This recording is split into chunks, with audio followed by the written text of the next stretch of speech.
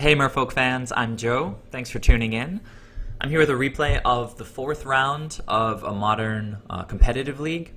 I'm sitting at 3-0 after having beaten Gift Storm, the Mirror Match, and 4-color Death Shadow Zoo. Again, this is the fourth round. I won the die roll, so I'm definitely going to play first. And this is, unfortunately, a pretty easy mulligan. But this is a keep. We really need a second blue source, but if we find that blue source, we've got a good chance. The opponent kept 7, and there's that blue source. So we're off to the races. Pretty much see the line now. Lord, Lord, Lord. Attack, attack, attack. Razor Verge Thicket. You guys know what this means? I mean, there's very few things it could mean, but the number one possibility is this stupid deck. Slippery Bogle.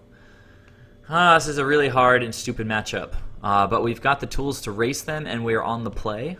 So there's a Lord. Core Spirit Dancer. This is pretty slow.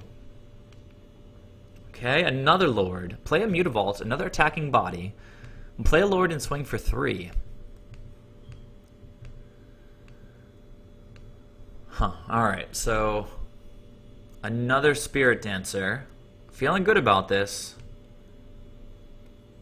But Spider Umbra is going to let him draw 2 cards. This is pretty terrible.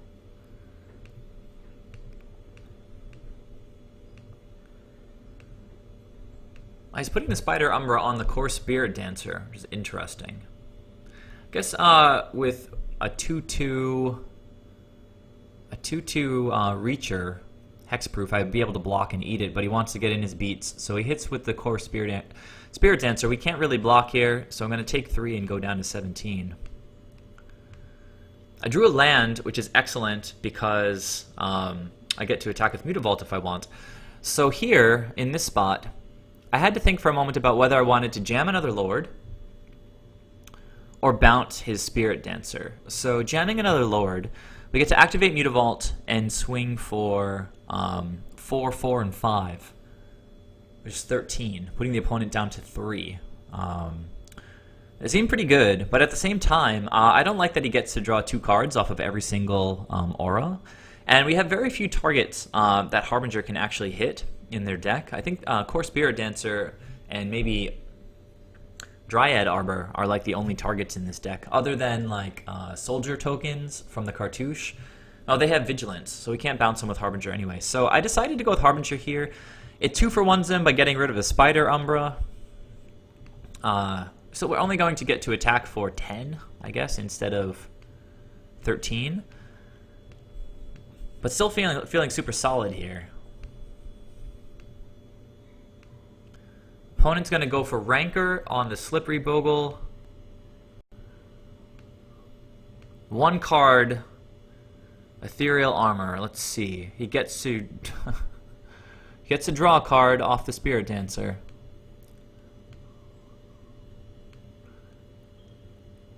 Plays a land.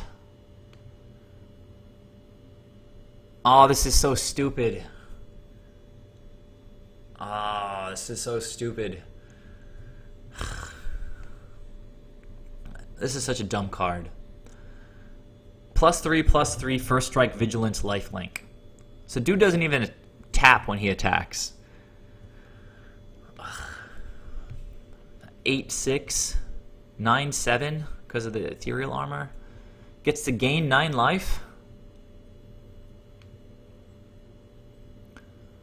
So let's think for a second. He's going to attack here and gain. I guess I was thinking about this for a little while. I have to click through all this.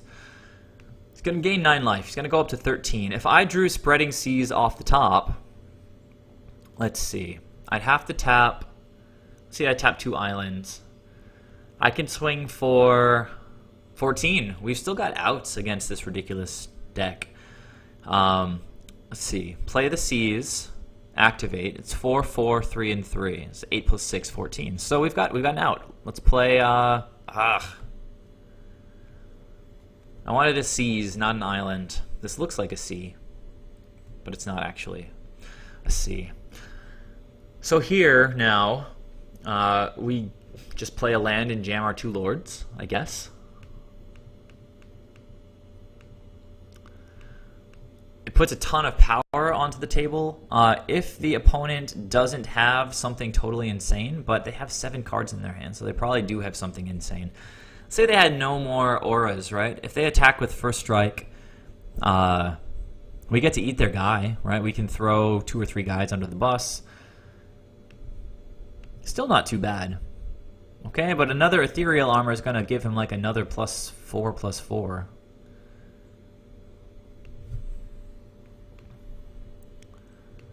Hyena Umbra is going to make him like a 16, 17.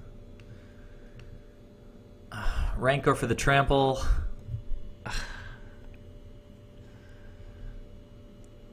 This is frustrating. It's frustrating, guys.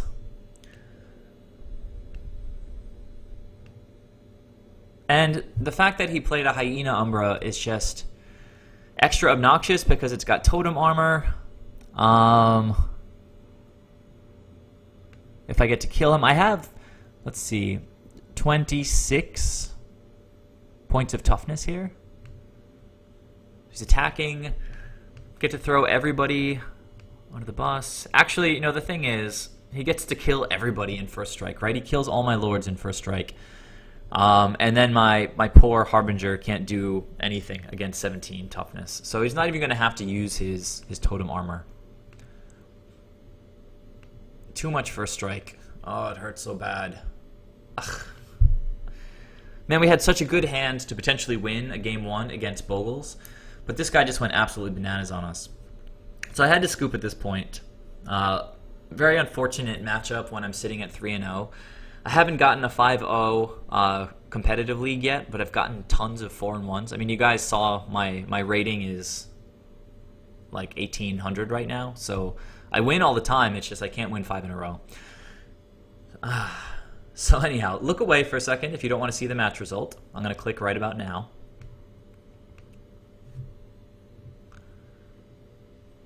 All right, I'm here with game 2 against the stupidest deck in Modern. And this is a really nice hand. I kept in a Dismember or 2 because those core Spirit Dancers are a real pain. So I'm going to open with Island into AEther Vial. Opponent, no Hexproof creature on turn 1. So we're going to take our AEther Vial up and just run out Smuggler's Copter. Negate is excellent because we can keep them off of Daybreak Coronet or Spirit Mantle. Those are their 2 sort of bomb enchantments. They get a tapped Temple Garden. And well, here's a Spirit Dancer. So, good job me for keeping in the Dismembers. Get to tick the AEther Vial up. Being on the play is such a huge advantage here. I'm going to start by dismembering this stupid Spirit Dancer.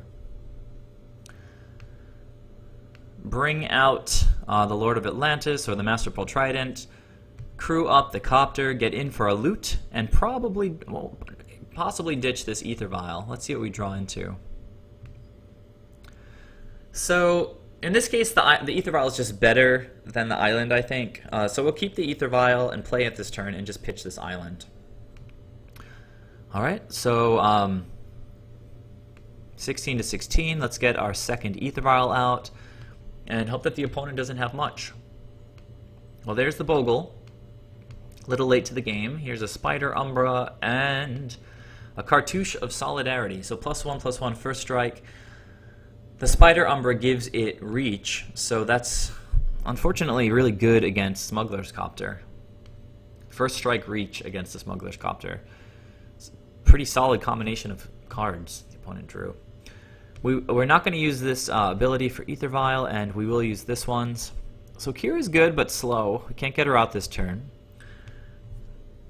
I didn't need to bring in this Lord right now. I thought for a moment that I might get in for attacks, but then I realized the Bogle has become a spider, and now he has reach floating inside of a big green spider.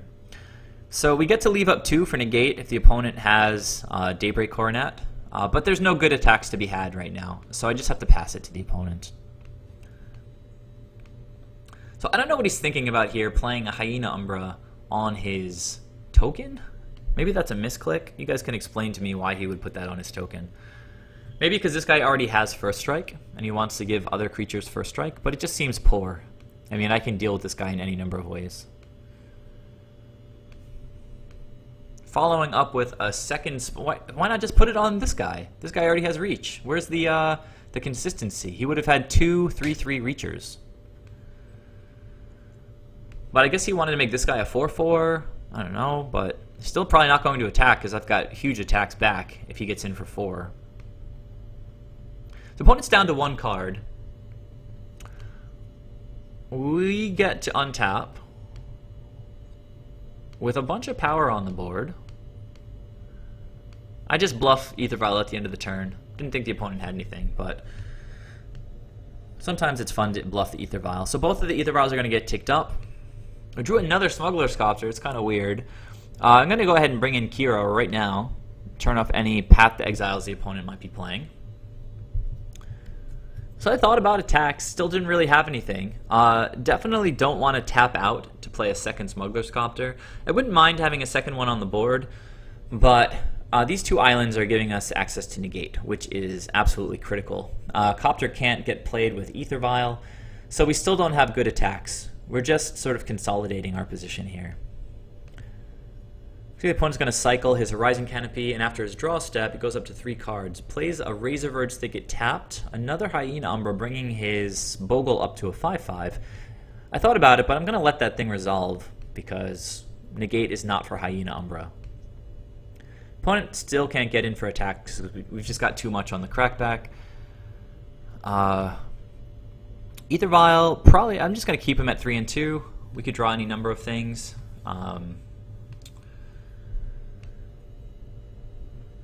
Silvergill's great. Let's just go ahead and throw him out onto the table. Get more creatures on the board. Let us know if we want to tick up the other Aether Vial if we draw into like a Master of Waves. Cursecatcher, we like creatures, but I cannot use one of my islands to cast Cursecatcher because Smuggler's Copter. Sorry, I wouldn't have Negate up in case the opponent draws into one of his dumbest auras. Still no good attacks. Pass back to the opponent. End step cracks the Misty Rainforest, gets a tapped Temple Garden, and Seal of Primordium. So this guy could destroy an Aether Vial. He could destroy my Smuggler's Copter. Decides to go for the Aether Vial on 2. There's nothing I can do about it. I could have countered the Seal of Primordium, but it's just not important enough of a target. So at this point, I still have... So this is actually a pretty cool feature that I haven't used before. I didn't know that you can do this in the replays. But we can see how I sideboarded for the match, which is awesome. I'll do this in every video from now on. You guys just saw me make a discovery. So I took out 4 Harbingers and my 1 Dismember because, yeah, you can't target much, right? Actually, no. I brought in another Dismember. So for the core Spear Dancer. So I'm running 2 Dismembers right now. Oh, wait. No, I just left 1 in. There's 2 in the sideboard still. So took out the 4 Harbingers and brought in 4 Negates. And that's pretty much it. So out 4 Harbingers, in 4 Negates. I've still got all 3 Reejereys. I've still got all 3 Master of Waves. However, I already played Akira, so I might want to tick up Aether Vial to 4. If I do, we'll get a board presence with Master of Waves if we draw into 1. That can just attack into this silly first strike garbage. So typically I would leave Aether Vial on 3 until I drew a 4-drop, and then I would tick it up to 4 if need be. But I just, given the board state, I just thought it was time to tick it up. So tick it up to 4, but then I drew a Reejerey right away. Of course, I got punished right away. So I can't do anything this turn. Reejerey would have allowed me to play a Cursecatcher and then untap a land to leave up Negate. Unfortunately, I just had to pass the turn. So that was a poorly timed ticking up of Aether Vial. So opponent going for the Daybreak Coronet, definitely going to negate that. that would have made it into an 8/8 first strike vigilance lifelink. Yes, which would have wrecked us. So definitely countering that thing. And opponent passes the turn. AEther Vial is going to stay on 4 forever now. That third land means that I can play a spell if I want to. So I don't have Negate anymore, right? So the opponent's just jamming Daybreak Coronets if they draw them. So we have to just jam our stuff. So let's get Reejerey on the board. Bring a lot more power, lording up all the other creatures. Still no good attacks here. Just to do a quick sort of analysis, if I crewed the Smuggler's Copter and attacked, then the opponent could first strike out a Lord, block another one. Yeah, block another one. It's not taking anywhere close to lethal, and we would be losing Lords. So unfortunately, we just have to wait a little while.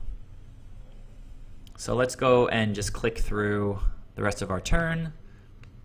Opponent apparently drew a Razorverge Thicket and is just passing it back. So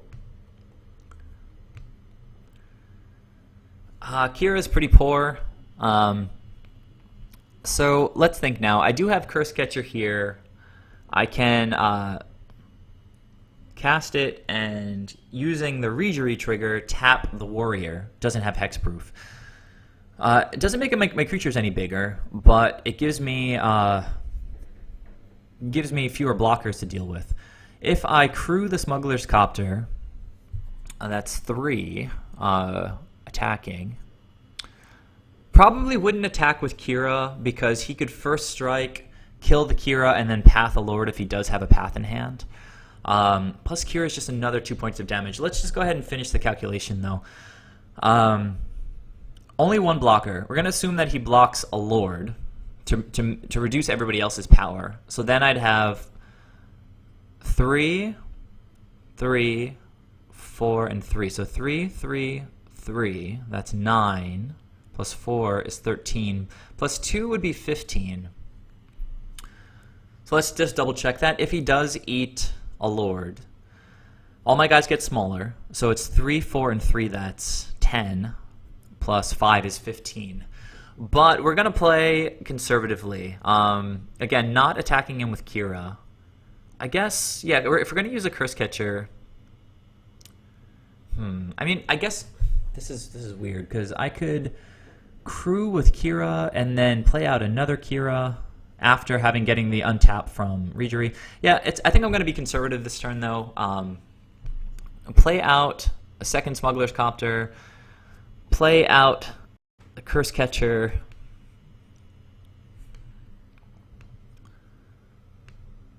Now, the opponent obviously didn't have the Daybreak Coronet last turn, so we just have to hope to dodge it for one turn.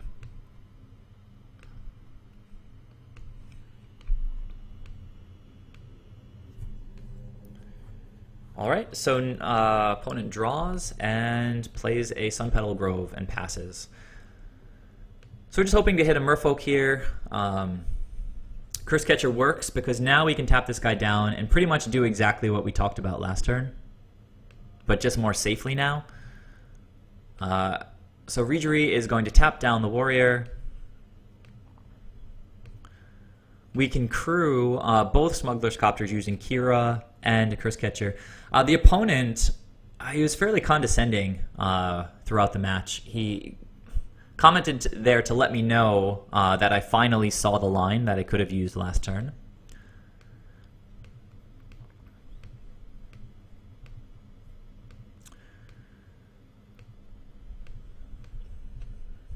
I didn't miss the line.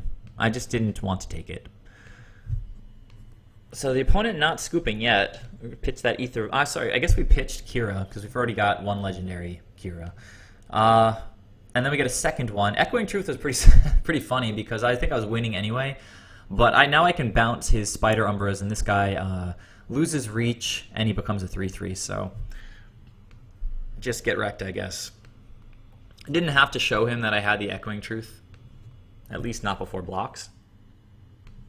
But yeah, so we got there in game 2 against an annoyingly condescending Bogles player. Look away if you don't want to see the match results. I'm going to go to the third and final game. Clicking out now.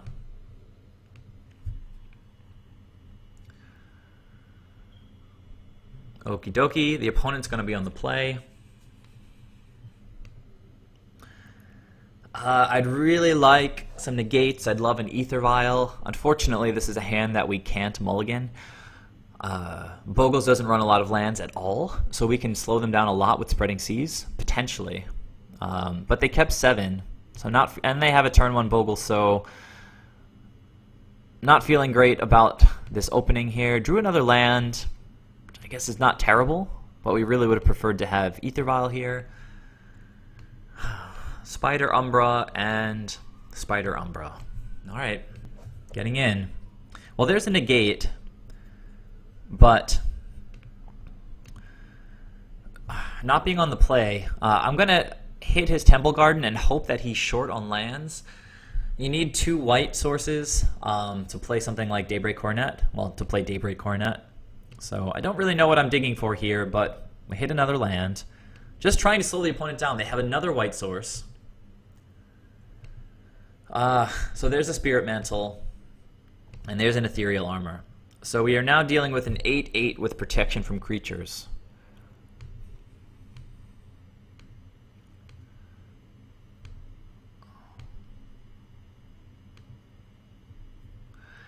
Echoing Truth is pretty interesting because we can do something like bounce his Spirit Mantle and then counter it on the way back down, so we can at least block his Gladecover Scout and try to develop some kind of board. So if we play a land here and play a Silvergill Adept, we can hope that he just jams a bunch of enchantments. We can bounce his Spirit Mantle, chump with the Silvergill Adept. He won't be able to replay the Spirit Mantle, having tapped out all of his mana on his first main phase. Echoing Truth the Spirit Mantle, chump the Gladecover Scout. Next turn, I guess we can play out a Lord, leave up Negate, another chump. I mean, we have some turns, trying eventually to draw like a Master of Waves. So yeah, we don't have many outs at all. But the opponent decided to text me here, or chat me here, and let me know. I think he said something like, there's exactly one out here, and it's called Hibernation. Let's see. Well, Cursecatcher was a nice draw there, because we had nothing to do with this mana, so it gives us an extra chump blocker. So, sorry, this turn we just have to take beats from Gladecover Scout, because we only had 3 mana. Being on the draw in these kinds of hyper-aggro matchups is such a drawback. It's so hard to overcome the downside of being on the draw. So, what does the opponent have here? I was just hoping he didn't have another enchantment, and it looks like he might not, because I would just take 9. But I'm taking 8 here, going down to 1, and yeah, we get to this opponent talking so much trash.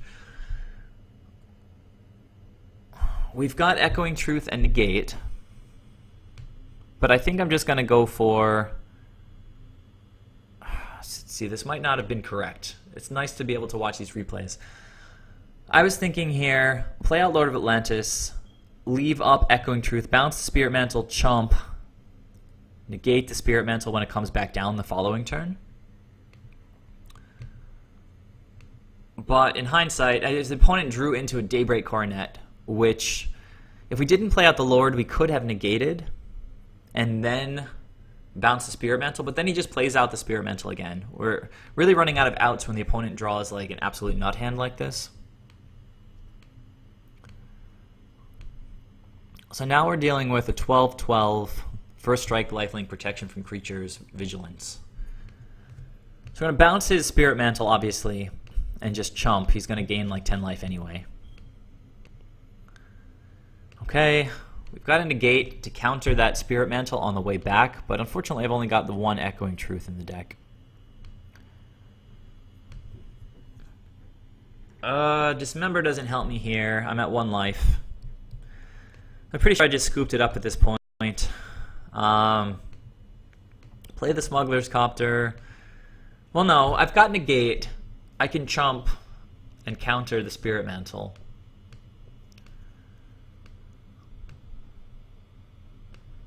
So I'll counter that thing with Negate.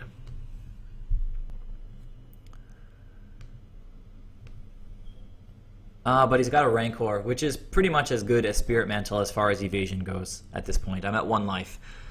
So that was where I had to call it quits. So let's see. What could have gone differently that game? If I was on the play, I don't think it even would have been a contest. I think that I would have had Echoing Truth and Negate, would have had some creatures, drew into a Dismember, could have handled the Spirit Dancer if I needed to. So yeah, probably would have been a totally different matchup if I was on the play there. Game 1, the opponent just drew insanely well. I had a good hand too, so I'm not complaining about draws. It's just the way that things line up. I mean, I had something like 26 power in game 1, but he had 1 Hexproof 1/1 with, I think it was like I don't even remember, a 21-17 creature or something like that. So just annihilated my forces with first strike. It's just such a hard matchup. We're never going to play Hibernation for this dumb matchup. As you can see, given my current setup, even just bringing in 4 negates, we've got some kind of game against them. But yeah, let me know your thoughts, and just tune in for the next video. It'll be the 5th and final round of this Modern Competitive League. Unfortunately, this was my first loss. I'm now at 3-1, and we'll go into the last round just hoping to squeeze out a 4-1 league. So please subscribe if you haven't already, and I'll see you guys soon. Thanks a lot. Bye.